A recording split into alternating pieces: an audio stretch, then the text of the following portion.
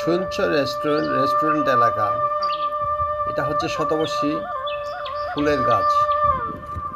100 বছর একবার ফুল ফুটে, জীবনে দেখব না।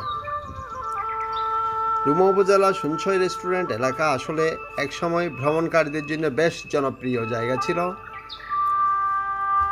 এখন আর রেস্টুরেন্টটি চালু নেই, তবে জায়গাটির প্রাকৃতিক সৌন্দর্য এখনও একই রকম আকর্ষণীয়। আজকে আমার সাথে রয়েছে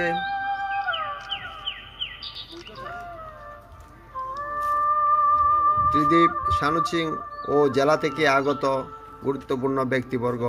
আমরা একে একে উপরে ওঠার সময় সেই শতবর্ষী ফুলের গাছ দেখলাম।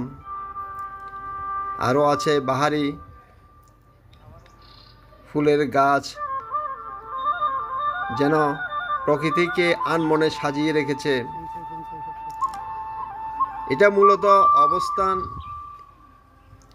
বান্দরবানের রুমা উপজেলা সদর থেকে খুব বেশি দূরে নয়।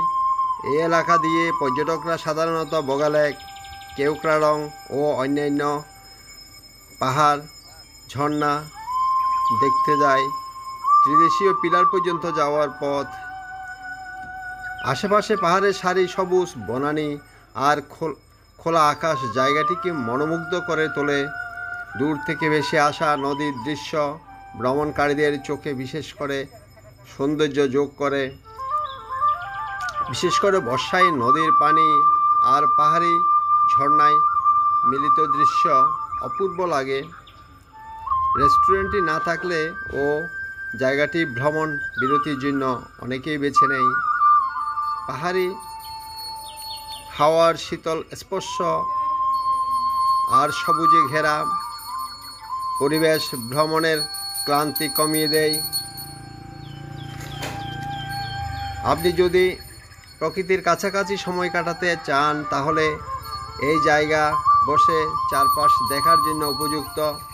দূরের নদী, কাছের পাহাড়, পাখির ডাক মিলিয়ে এটি একটি স্বাভাবিক ও শান্ত পরিবেশ তৈরি করে।